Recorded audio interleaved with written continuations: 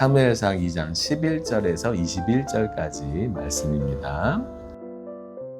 엘가나는 라마의 자기 집으로 돌아가고 그 아이는 제사장 엘리 앞에서 여호와를 섬기니라. 엘리의 아들들은 음식이 나빠 여호와를 알지 못하다. 그 제사장들이 백성에게 행하는 관습은 이러하니 곧 어떤 사람이 제사를 드리고 그 고기를 삶을 때에 제사장의 사환이 손에 새 살 갈고리를 가지고 와서 그것으로 비계나 소스나 흑소스나 가마에 집어넣어 갈고리에 걸려 나오는 것을 제사장이 제 것으로 가지되 시로에서 그 백성 모든 이스라엘 사람에게 이같이 할 것만 하니라. 기름을 태우기 전에도 제사장의 사환이 와서 제사 드리는 사람에게 이르기를 제사장에게 구워 드릴 고기를 내라. 그가 내게 삶은 고기를 원하지 아니하고 날 것을 원하신다 하다가 그 사람의 이르기를 반드시 먼저 기름을 태운 후에 내 마음에 원하는 대로 하시라 하면 그가 말하기를 아니라 지금 내게 이르라. 그렇지 아니하면 내가 억지로 빼앗으리라 하였으니 이 소년들의 죄가 여호와 앞에 심히 크면 그들이 여호와의 제사를 멸시함이었더라. 사무엘은 어렸을 때 세마포의 옷을 입고 여호와 앞에서 섬겼더라. 그의 어머니가 매년 드리는 제사를 드리러 그의 남편과 함께 올라갈 때마다 작은 겉옷을 지어다가 그에게 주었더니 엘리가 달려나와 그의 아내에게 촉하여 이르되 여호와께서 이 여인으로 말미암아 내게 가는 것을 주사 네가 여호와께 경고하여 바친 아들을 대신하게 하시기를 원하노라 하였더니 그들이 자기 집으로 돌아가매 함께 읽겠습니다. 여호와께서 한나를 돌보시사 그로 하여금 임신하여 세 아들과 두 딸을 낳게 하셨고 아이 사무엘은 여호와 앞에서 자라니라. 아멘.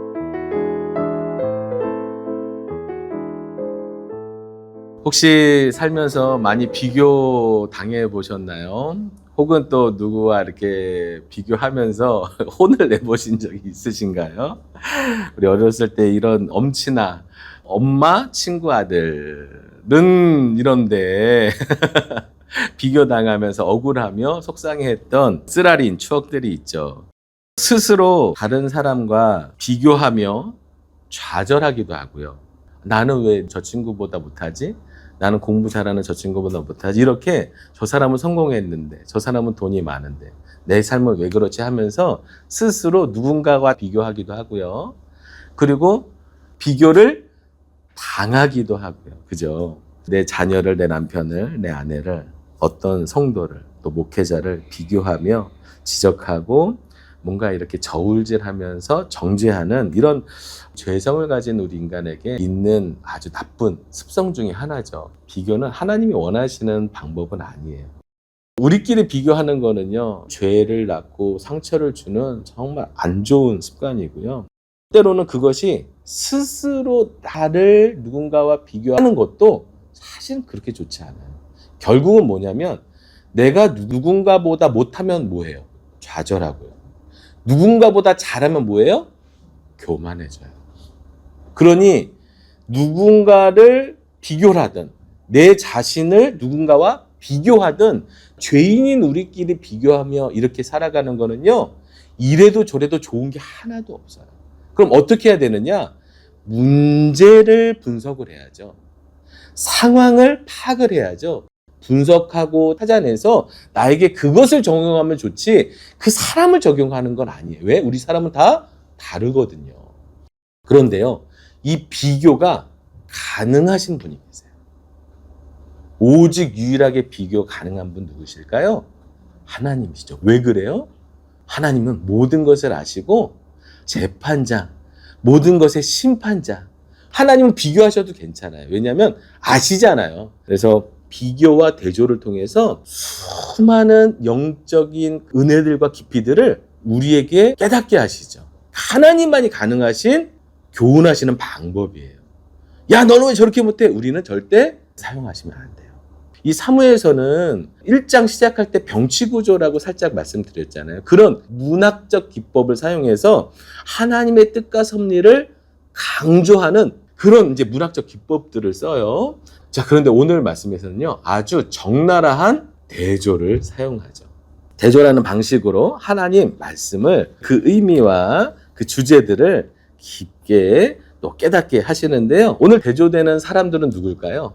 엘리의 두 아들과 사무엘이 극명하게 대조가 되죠. 제 새 아이라고 왜 웃냐면요. 저 새 아이에서 이자를 앞으로 가져가면요. 이세아가 돼요. 이세아는 저희 딸 이름입니다. 그래서 어저께 한참 웃었어요. 자, 새 아이가 제가 조금 여러 가지 의미를 뒀는데 이 새 아이는요. 여기서 엘리의 두 아들과 사무엘 이 새 아이를 말하는 게 아니고요. 새 분류의 아이가 있다는 뜻이에요. 자, 그거는 마지막에 좀 설명을 하고요.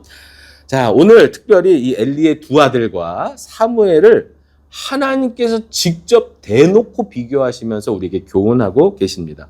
첫 번째 비교가요, 11절과 12절이에요. 자, 읽어보겠습니다. 시작. 엘가나는 라마의 자기 집으로 돌아가고 그 아이는 제사장 엘리 앞에서 여호와를 섬기니라. 엘리의 아들들은 행실이 나빠 여호와를 알지 못하더라. 아멘. 그냥 11절과 2절을 봐도 대조가 되죠. 사무엘과 엘리의 두 아들이 비교가 되는데 사실은요, 히브리어 원어 성경에서는요, 여기 이게 있어요. 정확하게 있습니다. 우가 들어가 있어요. 우는요, 해석할 수도 있고 안 할 수도 있고, 그러나 그리고 접속사의 역할을 해요. 그런데요, 여기는 넣어줘야 되는 거예요. 자, 어떻게 달라지죠? 그 아이는 제사장 엘리 앞에서 여호와를 섬기는데, 그러나 엘리의 아들들은 행실이 나빠 여호와를 알지 못한다고 두 아이를 비교하고 있는 말씀인 거죠. 여기서 행실이 나쁘다라고 표현되어 있는데요. 벨리알의 아들들이란 뜻이에요. 그러니까 엘리의 아들들은 벨리알의 아들들이다, 이런 말인데, 벨리알은 언제 썼냐면요, 성경에 총 11번이 쓰이는데요. 우상 숭배를 선동하는 자들, 그리고 기브아에 있었던 레위인의 첩을 강간했던 자들, 사울의 왕권을 인정하지 않고 폭동을 일으키려 했던 자들, 다윗의 요청을 거부했던 나발, 이세벨의 사주를 받아 나봇의 포도원 아시죠? 그 포도원에 거짓 고소하고 거짓 증언했던 자들, 이런 자들에게 쓰는 단어가 뭐예요? 벨리알의 아들들이라는 단어인데요. 여기서만 행실이 나빠라고 번역했어요. 유일하게 이렇게 번역한 구절이에요. 결국은 이 엘리의 두 아들, 지금 제사장 직무를 수행하고 있는 두 아들이 좋게 말하면 행실이 나쁜데 어느 정도예요? 불황자예요. 지금까지 예를 들었던 그 사람들과 같은 부류의 사람이라고 성경은 얘기하고 있는 거예요. 행실이 그 정도예요. 그래서 여호와를 알지 못하죠. 성경을 많이 읽으시고 좀 공부해 보신 분들은 아실 거예요. 여호와를 알다 할 때 이 알다라는 말은요, 그저 지식적으로 안다는 뜻이 아닙니다. 그 지식과 경험이 일치되어 있는 상황을 여기서 알다라는 말을 써요. 항상 유대인의 관점에서 아는 거는요, 머리로 아는 걸 안다라고 표현하지 않아요. 그 지식이 삶으로 모여야 되는 건 경험되어진 것. 내가 아는 하나님이 내 삶에서 경험되어진 하나님이 될 때 그거를 안다라는 말을 쓰는 거예요. 근데 이 아들들은요, 행실이 나빠서 그런 태도로 살아가니까 하나님을 삶으로 경험할 수 없는 삶이 되는 거죠. 자, 이렇게 엘리의 두 아들을 설명하고 있고요. 그 아들들의 첫 번째 악행을 이렇게 13절, 14절에 소개하고 있습니다. 그 제사장들이 백성들에게 행하는 간습은 이러하니 곧 어떤 사람이 제사를 드리고 그 고기를 삶을 때에 제사장의 사환이 손에 3살 갈고리를 가지고 와서 그것으로 냄비에나 솥에나 큰 솥에나 가마에 찔러 넣어 갈고리에 걸려 나오는 것은 제사장이 자기 곳으로 가지되 실로에서 그곳에 온 모든 이스라엘 사람에게 이같이 할 뿐 아니라. 아멘. 제사는요, 제사장의 몫이 있어요. 그러니까 제사의 종류가 여러 가지라 지금 다 설명드릴 수는 없지만 기본적으로 번제라는 것이 있습니다. 그건요, 제사장이나 백성이나 나누어 가지거나 먹거나 할 수가 없어요. 번제, 불로 다 태워서 연기를 드리는 제사예요. 피만 제단 앞에 다 쏟고요. 그런데 여러 가지 그 속제제, 속건제, 화목제는요, 그 제사의 종류에 따라 제사장의 목이 정해져 있고요. 화목제 같은 경우는요, 제사장이 취할 수 있는 부분과 그 재물을 가지고 와서 가족끼리 또 공동체끼리 나눠 먹을 수 있는 부분이 따로 있단 말이에요. 근데 그 부분을 하나님께서 정해 놓으셨어요. 왜? 정하지 않으면 어떤 문제가 생길까요? 당연히 욕심이 나오겠죠. 더 원하는 부위가 다를 수 있잖아요. 맛있는 부위가 달라요. 자, 신명기에 제사장의 몫을 읽어보겠습니다. 시작. 제사장이 백성에게서 받을 몫은 이러하니 곧 그 드리는 제물의 소나 양이나 그 앞다리와 두 볼과 위라 이것을 제사장에게 줄 것이요. 아멘. 어디에요? 앞다리, 두 볼, 그리고 위. 내장 중에서 위. 이게 제사장의 몫입니다. 제사마다 약간씩 제사장이 취할 수 있는 목이 다른데 제가 한 부분을 읽어드렸어요. 자, 그런데 지금 이 엘리의 두 아들 제사장은 어떻게 하는 거예요? 제사장에게 드려야 될 부위가 있는데 그것이 아니라 그 고기를 삶고 있을 때 찔러서 얻어 걸리는 거. 근데 얻어 걸리는 걸 다 가져오라고 지금 관습으로 만들었어요. 그것이 관습이었다고 얘기하죠. 두 번째 악행을 소개합니다. 자, 15절, 16절 읽겠습니다. 시작.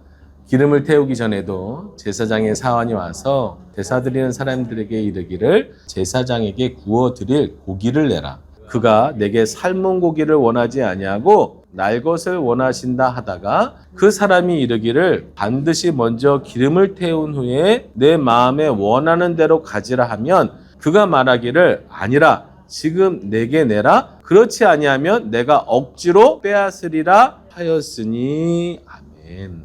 두 번째 악행은요, 하나님께 태워 드려야 할 기름을, 기름이라고 말하면 제물의 내장들을 다 기름이라는 통칭을 씁니다. 기름은요, 불에 태우면요 잘 타죠. 단백질보다 기름이 훨씬 잘 타죠. 제사는요 태워 드리는 거예요. 잘 탈수록 하나님이 받으시는 제물이 되는 거예요. 그래서요, 포도주나 기름을 붓는 전제, 부어드리는 제사에도요, 독주를 썼는데요, 그 독주는요, 부으면 확 불이 올라올 정도로 강한 도수를 가진 제물이었단 말이에요. 이 기름은요, 성경에서 하나님이 명하셨어요. 기름은 다 내 것이라고. 자, 읽어보겠습니다. 시작. 제사장은 그것을 제단 위에서 불사를 지니 이는 화제로 드리는 음식이요 향기로운 냄새라 모든 기름은 여호와의 것이니라 선언하셨어요. 기름은 선 넘지 마. 기름은 그 헌제자가 드리는 온전히 하나님께 드리는 예물이야 라고 하나님께서 그걸 받으시겠다는 거예요. 그런데 지금 두 아들이 생고기를 가져오래요. 생고기. 그 생고기에 담긴 의미가 뭐냐면 기름까지 붙어있는 고기를 가져오라고. 그런데 보세요. 헌제자가 더 말씀을 잘 알고 있어요. 제가 먼저 기름을 하나님께 태워드린 후에 제사장에게 드릴 몫을 드리겠다라고 하니까 안 된다고 하죠. 헌제자가 어떻게 제사해야 될지 더 잘 알고 있어요. 그런데 이 두 아들은 하나님께 드려져야 할 것을 갈취하는, 하나님을 무시하는 태도로 제사장 직분을 수행하고 있습니다. 홈리와 비나스, 엘리의 두 아들에 대한 평가가 17절에 나오죠. 우선 17절만 읽어볼게요. 시작. 이 소년들의 죄가 여호와 앞에 심히 크면 그들이 여호와의 제사를 멸시함이었더라. 아멘. 제사에 대한 멸시는 곧 하나님에 대한 멸시예요. 왜냐하면 수많은 경건, 경외함, 하나님 앞에 우리가 말씀을 따라 살아야 될 방향들이 있는데 그 중에서 제사는요, 하나님을 존중하고 하나님을 경외하고 하나님을 경배하는 최고의 가치인 거예요. 그런데 그 제사를 멸시한다는 것은 하나님을 무시하는 행위가 되죠. 제사장이 아닌 그냥 백성들이 구약시대에 하나님께 나아가는 방법, 유일한 방법이 뭡니까? 제사예요. 죄인인 백성들이 하나님과 교제할 수 있는 방법, 그 거룩하신 임재 앞에 엎드릴 수 있는 방법, 죄와 허물로 가득한 그 인간이 하나님을 만날 수 있게 연결고리 역할을 하는 것이 제사고, 그 제사를 순전하게 집도해야 할 제사장이 지금 헌제자, 하나님과의 만남이 이루어져야 할 그것을 방해하고 있는, 자신만 악행을 저지르고 있는 것이 아니고요, 백성들이 하나님 앞에 설 수 없도록, 하나님을 경배할 수 없도록 더 큰 죄악을 짓고 있는 것이죠. 그래서요, 여호와 앞에 심히 수많은 우리의 죄가 있잖아요. 근데 그 중에서도요, 나만 죽는 죄가 아니에요. 같이 죽는 죄예요. 하나님께 나아가는 사람들의 그 거룩한 방향을 막는 이 역할들이 얼마나 무서운 죄가 되겠습니까? 하나님께서 심히 그 죄가 크다고 이야기를 하시죠. 자, 여기서도요, 두 번째 대조가 나와요. 아까 11절과 12절에서 뭐가 있었어요? 그러나 기억하시죠? 자, 사실은요, 여기도요, 그러나가 있어요. 우샤무엘이에요. 우샤무엘. 17, 18절 같이 읽어볼게요. 시작. 이 소년들의 죄가 여호와 앞에 심히 크면 그들이 여호와의 제사를 멸시함이었더라. 그러나 사무엘은 어렸을 때에 세마포 에봇을 입고 여호와 앞에서 섬겼더라. 아멘. 느낌이 완전히 다르죠. 하나님을 누구보다 잘 알아야 할 거룩한 직분을 감당하는 두 제사장과 아직 소년도 안 되어 있는 어린아이인 사무엘의 그 하나님 앞에서 섬겼다라고 하는 그 작은 단어 하나를요, 극명하게 대조하시면서 하나님이 이 사무엘에게 어마어마한 기대를 갖고 계시는 마음을 드러내고 있지요. 자, 이제 마지막 정리를 하고 싶은 아까 제목 새 아이에 대하여 설명을 좀 드릴게요. 18절에 사무엘은 어렸을 때에 라고, 아이라는 표현이 아니라 어렸을 때라고 표현했잖아요. 세마포 옷을 입고 여호와 앞에 섬겼습니다. 어린아이인데도 지금 뭐하고 있어요? 여호와 앞에서 섬기고 있어요. 이거는요, 사실은 불가능한 이야기예요. 왜냐하면 민수기에 보면은요, 레위인이 언제 섬길 수 있냐면 25살이 가능한 거예요. 그런데 지금 사무엘은 아직 어린 나이입니다. 그러니 어린 사무엘이 그 일들을 온전히 감당했다라기보다는 엘리의 지도를 받으면서 엘리를 따라다니면서 어린아이지만 작은 일이라도 도울 수 있는 일들을 행했다, 이 정도로 이해하는 것이 좋을 것 같아요. 사무엘은요, 아이인데도 자기가 할 수 있는 작은 일을 여호와 앞에서 섬기는 거예요. 자, 오늘 이 아이를 좀 볼게요. 첫 번째 아이입니다. 세 분류의 아이라고 그랬죠? 첫 번째 아이입니다. 17절에 보면요, 이 엘리의 아들들을 소년들이라고 표현하고 있어요. 소년들의 죄가 여호와 앞에 심히 크다고. 이 소년들이 누구예요? 엘리의 두 아들들이. 이 소년들이 바로 나르라는 단어예요. 나르는요, 소년, 아이, 젊은이 다 해석이 가능한 단어입니다. 그런데 오늘 이 말씀에서요, 엘리의 두 아들이라고 표현하지 않고요, 나르라는 단어를 써서 어린 사무엘, 아이 사무엘과 동격을 만들어 놓은 거예요. 이해하시겠어요? 엘리의 두 아들들은 사무엘보다 훨씬 성장한, 아마 소년을 넘어서 젊은이가 되고 있는 그런 직무를 수행할 수 있는 사람들이었어요. 그런데 성경은요, 아이라고 표현하고 있는 거예요. 그 젊은이들을 아이라고 표현하고 있는 거예요. 몸이 자라고 직무를 수행할 수 있는 능력이 되는데 뭐가 아이일까요? 여전히 믿음이 아이보다도 못한 영적 상황인 그들을 표현하고 있는 것이죠. 첫 번째 아이입니다. 하나님 앞에 예배합니다. 집례합니다. 순서를 맡고요. 봉사를 하고요. 섬겨요. 그런데 그들은 하나님을 알지 못합니다. 수많은 하나님 앞에서 행해지는 거룩한 예식 속에서도 하나님을 경험하지 못해요. 이게 슬픈 현실이죠. 여러분, 하나님을 어디서 경험해야 돼요? 아니, 우리가 하나님을 만약 경험한다면 노래방 가서 하나님 경험해야 되나요? 우리가 그 거룩하신 하나님을 만날 수 있다면 가장 쉽게, 가장 많이 경험할 수 있는 곳은 어느 곳이 돼야 돼요? 교회가 돼야죠. 예배가 돼야죠. 구약시대로 말하면 제사가 돼야 되겠죠. 그 수많은 것들을 집례하고 그 예배 속에, 제사 속에 있으면서도 하나님을 알지 못하는 거예요. 이게 얼마나 무서운 말이냐면요, 하나님을 믿는 불신자예요. 하나님을 예배하는데 불신자예요. 말씀을 읽고 기도를 하는데 불신자가 될 수도 있다고 말해요. 무서움이죠. 두 번째 나루로 갈게요. 두 번째. 자, 13절과 15절에는요, 사환이 나옵니다. 이 사환이 어떤 역할을 했어요? 두 엘리의 아들들의 심부름꾼이었어요. 물론 수종들은 그 일들을, 잡일을 하는 사람들이죠. 사환이라고 우리는 번역했지만 저 단어가 나르예요. 똑같은 단어입니다. 성경은요, 엘리의 두 아들도 나르라고 말하고 있고요, 그들에게 명령을 받아서 죄에 순종하고 있는 이 사환에게 대해서도 나르라고 표현하고 있어요. 이게 두 번째 나르예요. 열심히 교회를 다녀요. 나름 열심히 예배를 드리고 말씀을 들었는데 그 의미와 본질보다 종교적 형식의 습관이 되어서 의미와 본질을 놓친 채 그저 맹목적인 순종을 해가고 있는 예배자를 말하는 거예요. 무섭죠? 예배를 드리는데 맹목적이에요.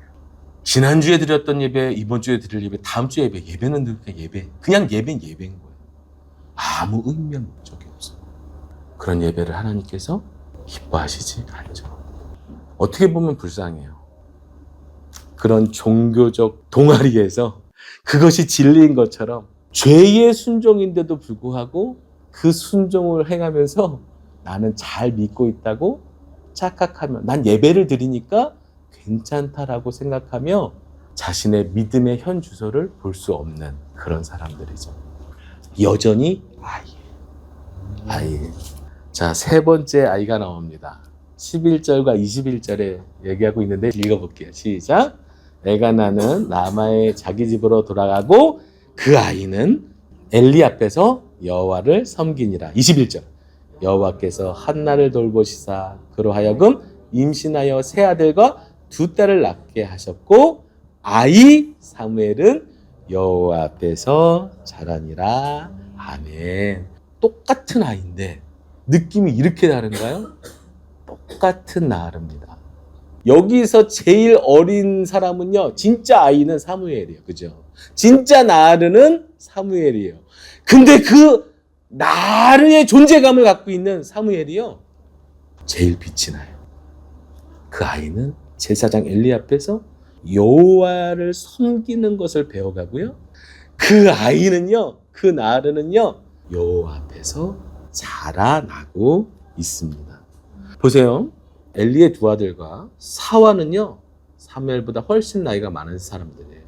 그래서 어떻게 보면 율법적으로나 지식적으로나 더 많이 알 수밖에 없는, 비교가 안 되는, 지식적인 율법에 있어서는요, 사무엘과 비교도 안 되는 높은 차원을 갖고 있겠죠. 누가요? 엘리의 두 아들과 사환이.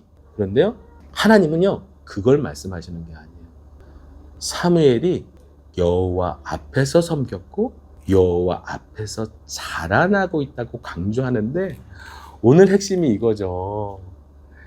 이 아이 사무엘이 여호와 앞에서. 어린 사무엘은요, 말씀도 남들보다 모를 수도 있고요, 아직 어린 아이라서 이해하는 정도도 부족할 수 있어요. 본질을 찾아가는 능력도, 깨닫는 능력도 부족할 수 있어요. 그래서요, 3장에 가면 하나님께서 어린 사무엘을 만나주실 때 그 사무엘에게 똑같은 또 이 단어를 쓰시죠. 사무엘이 아직 어려서 하나님의 말씀을, 하나님을 아직 인격적으로 만나본 적이 없어서 하나님의 말씀을 들을 때 그게 하나님인지 알지 못했다라고 하는, 알기 때문에 가질 수 없는 한계를 설명해 주고 있어요. 오늘 말씀에서의 사무엘의 상황은요, 아이로서의 가지고 있는 한계가 있어요. 진짜 아이예요. 너무 어려요. 작은 일밖에 할 수 없고요, 이 지적인 능력이나 깨닫는 능력이 없는 아주 작은 아이인데 중요한 건 그 아이의 지식적인 높고 낮은 율법의 수준을 하나님께서 말씀하시는 게 아니고요. 여호와 앞에서를 강조하고 있는 거예요. 그들은 여호와 앞에서 범죄했고요. 사무엘은 여호와 앞에서 하나님을 존중하고 있죠. 자, 이 여호와 앞에서 단어가 어떤 뜻이냐면요. 이 단어를 보고 깜짝 놀랐어요. 여기서 여호와 앞에서는요. 임이에요, 임. 여러분 임 아세요? 히브리어 중에서 임 아세요? 임마누엘. 하나님이 우리와 함께 계시다 할 때 그 임이 저 앞에서의 임이에요. 지금 의역을 해서 사무엘은 여호와 앞에서 자라났다라고 이렇게 이해하기 쉽게끔 해놨는데요. 사무엘이 어떻게 자라났어요? 하나님과 함께 자랐다고 말하는 거예요. 하나님을 아는 지식이 가득한 사람들은 하나님 앞에서 범죄하는데요.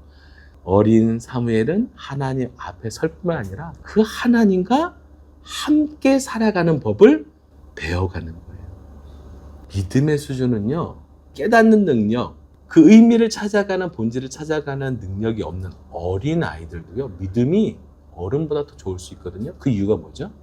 하나님을 존중하는 믿음의 태도를 배워가면요, 어른보다 더 신실하게 인정받는 믿음이 되는 거예요.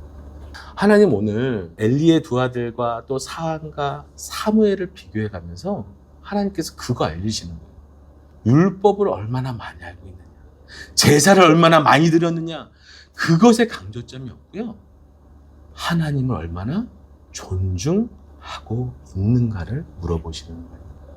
오늘도 하나님은요, 존중하는 자를 찾으시는 거예요. 너무 단순해요. 한번 세상을 보십시오. 교회를 떠난 사람들을 보십시오. 정말 하나님을 존중하고 있습니까? 하나님을 존중하는 시대 속에 우리가 살고 있나요? 이거는 말씀하고 상관이 없다니까요.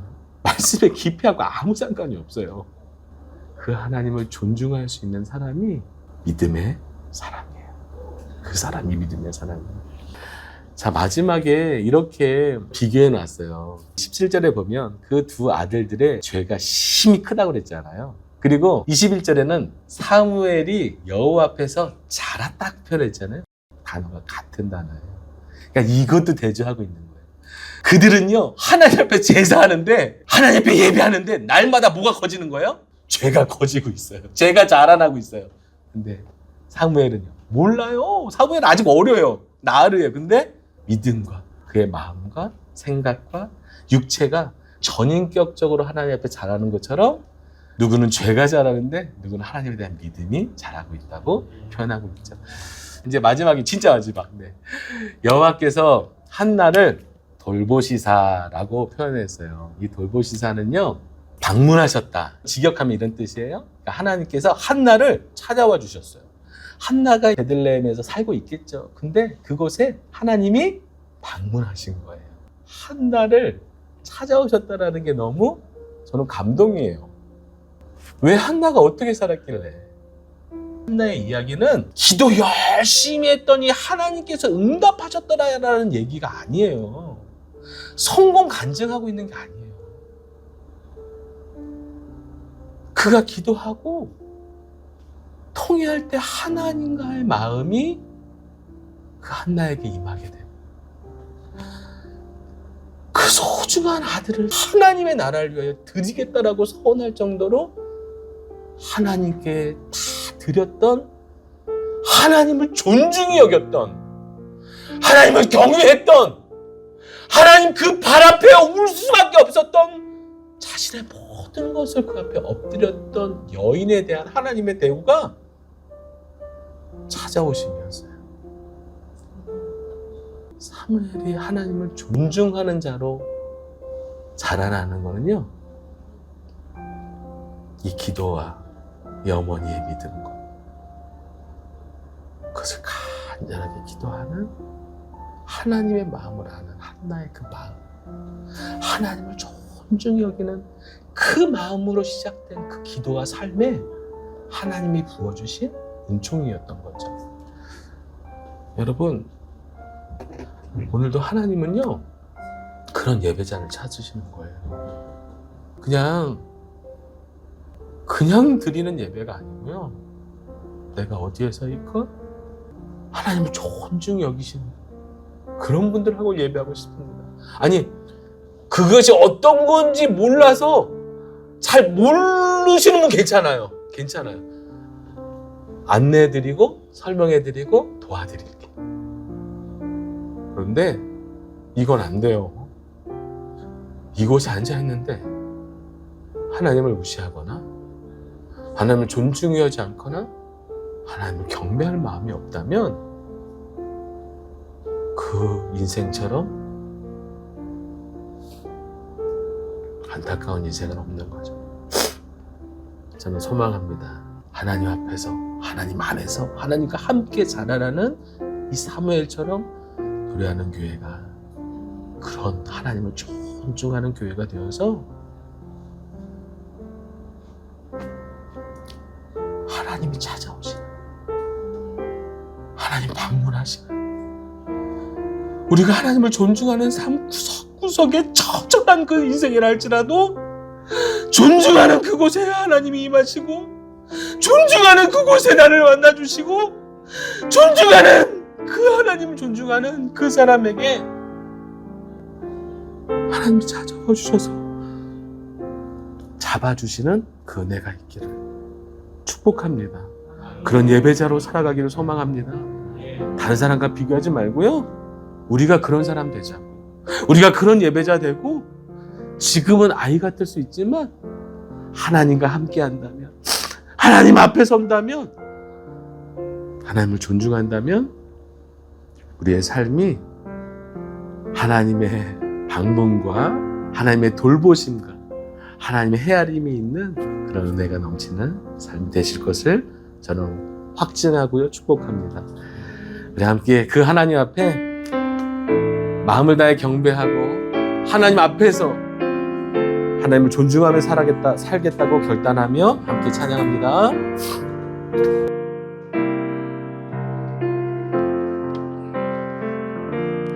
주의 아름다움은 말로다 영원할 수 없고 주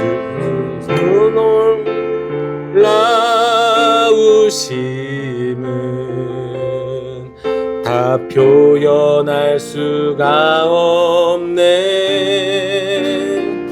누가 그 지혜를 깨닫고 누가 기쁜 사랑 증량할까. 보좌에 앉으신 주의 위엄 아름다우신 주님, 내가 주를 경외함으로 주님 앞에 홀로 섭니다. 찬양 받으시기 합당한 거룩하신 주님, 주의 아름다움은 말로다 영원할 수 없고 주님의 그 놀라우심은 다 표현할 수가 없네. 누가 그 지혜를 깨닫고 누가 깊은 사랑 증량할까. 보좌에 앉으신 주의 위엄 아름다우신 아멘. 내가 주를 경외함으로 내가 주를 경외함으로 주님 앞에 홀로 섭니다. 찬양 받으시기 합당한 거룩하신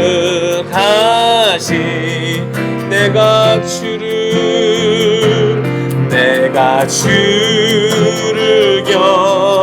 경외함으로 주님 앞에 홀로 섭니다. 찬양 받으시기 합당한 거룩하신 주님.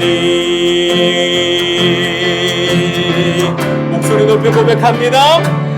내가 주를 경외함으로 주님 앞에 홀로 섭니다. 찬양 받으시기 합당한 거룩하신 내가 주를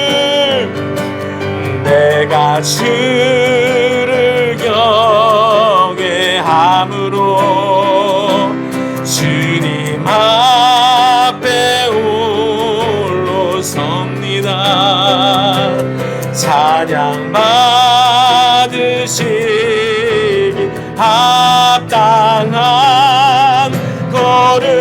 거룩하신 내가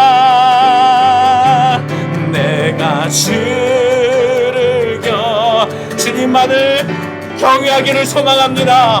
주님 앞에 홀로 섭니다. 찬양 받으시 합당한 거룩하신 주님. 아멘. 여러분 착각하시면 안 돼요. 우리의 믿음의 수준은요, 내가 얼마나 성경을 많이 알고 있나가 아니에요. 성경을 아는 건 너무너무 중요합니다. 그런데요, 그 성경대로 다 살아낼 수가 없어요. 성경을 아는 것보다 더 중요한 건요, 우리가 여전히 아이인데 그 아이일 때 하나님을 존중하는 거예요. 그 하나님을 경외하는 거예요. 어떠한 상황 속에서도 하나님을 무시하지 않는 거예요. 그 태도가 내 삶과 평생을 좌우합니다. 이것이 믿음의 기초예요. 이 믿음이, 이 순전함, 이 하나님을 경외함 없이, 이 하나님을 존중히 여기는 마음 없이는요, 믿음이 자라나지 않아요. 내 교만만 커질 뿐이에요. 하나님을 존중히 여기지 않는 마음에 성령이 더해지면요, 교만만 자라나는 거예요. 하나님을 존중히 여기지 않는데 예배가 커지잖아요. 내가 쌓아왔던 경력과 살아왔던 삶의 자랑만 남겨지는 거예요.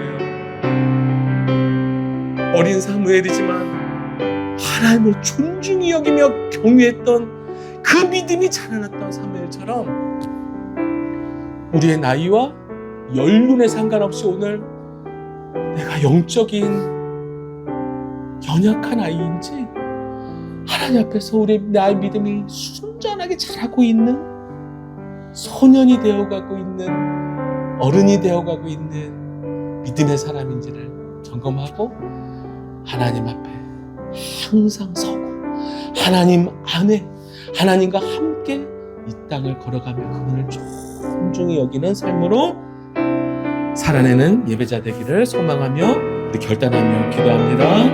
하나님 아버지 소망합니다. 하나님 보이지 않아서, 하나님 들리지 않아서 하나님을 무시하거나 하나님이 없다고 생각하거나 하나님 내가 의심하고 불신했던 그 모든 하나님을 예배하고 말씀을 보고 믿으며 살아왔음에도 불구하고 불쑥불쑥 튀어나오는 원망과 불신앙들을 용서하여 주시옵소서.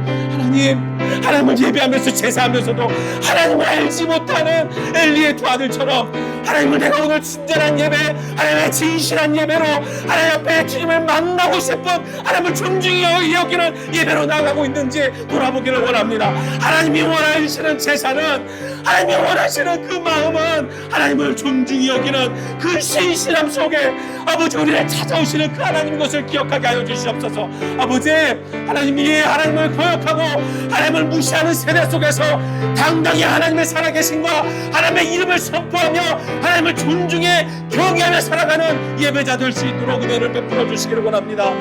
내게 주어진 그 상황 때문에 아버지가 이 믿음이 무너지지 않게 하여 주시고, 내게 주어진 억울한 상황 때문에 하나님을 존중히 여기는 마음을 경외하는 마음이 아버지가 원망으로 바뀌지 않도록 도와주시고, 하나님 내 상황이 내가 원하는 계획대로 되지 않는다, 내 욕심이 채워지지 않는 것 때문에 하나님을 무시하는 일이 없도록 은혜 베풀어 주시기를 원합니다. 아버지 비록 고난이었고 비록 애탄이었고 하나님 슬픔이었지만 하나님을 존중히 여기는 마음으로 하나님께 나아가 기도하는 한나처럼, 그리고 하나님의 마음이 느껴질 때에 자신의 모든 것을 다시 하나님께 드리며 하나님의 돌보심과 찾아오심과 하나님의 더 채워주시는 은혜를 경험했던 한나처럼, 하나님 우리의 성공의 간증이 아닌 하나님 겪어야 할 것들을 겪어가는, 하나님 겪어야 할 것들을 기꺼이 하나님 앞에서 아버지 인내하며 견뎌내는 믿음으로 하나님 그것을 영광으로 알고 하나님을 내게 주어진 상황 존중히 여기며 믿음으로 살아가는 우리 예배자 될 수 있도록 은혜 베풀어 주시기 원합니다. 우리의 연약한 믿음 하나님 경외함으로 채워주시고, 우리의 교만을 아버지 존중히 여기는 마음으로 채워주시고, 하나님 우리의 세상의 욕심과 죄로 가득한 마음이 하나님을 경외하는 경배와 예배로 채워주셔서 하나님 앞에 예배하는, 하나님 앞에서 살아가는 인생 될 수 있도록 도와주시옵소서.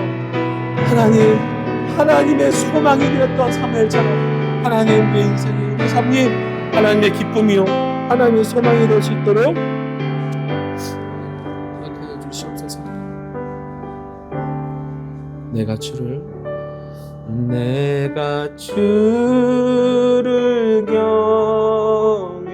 경외함으로 주님 앞에 홀로 섭니다. 찬양 받으시기 합당한 존귀하신 주님.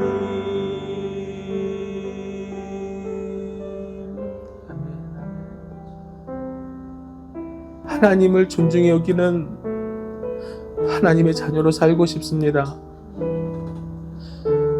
우리의 상황이 하나님 앞에 원망이 되는 인생이 되지 않도록, 내가 원하는 것이 이루어지지 않은 것이 하나님의 불평이 되지 않도록 하나님의 뜻과 섭리를 인정하고 수용하고 존중히 여기며 하나님의 뜻을 구하고 하나님의 뜻을 겸허히 수용하며 하나님의 그 모든 것을 존중히 여기는 믿음의 사람으로 살아갈 수 있도록 도와주십시오. 우리의 경외함이 더 순전해지기를 원하고, 어떤 조건과 상관없이 그 하나님을 예배하고 경배하는 우리의 평생이 될 수 있도록 축복하여 주옵소서. 하나님 간절히 소망합니다. 우리 예배자분들의 삶 가운데 찾아가 주셔서 방문해 주셔서 하나님을 존중히 여기며 살아갔던 그 삶의 은혜와 보상을 허락하여 주옵소서. 아니, 그것 때문에 예배하는 건 아닌데 그래도 하나님 존중히 여기는 자가 받는 그 하늘나라의 복을 누리는 인생 되도록 축복하여 주옵소서. 지금은 예수 그리스도의 은혜와 하나님의 사랑과 성령의 교통하심이 상황에 상관없이, 문제에 상관없이 하나님을 존중히 여기며 경외하며 경배하기를, 그렇게 살기를 다짐하는 우리 예배자들 가운데 영원히 함께 하시길 간절히 축원하옵나이다. 아멘.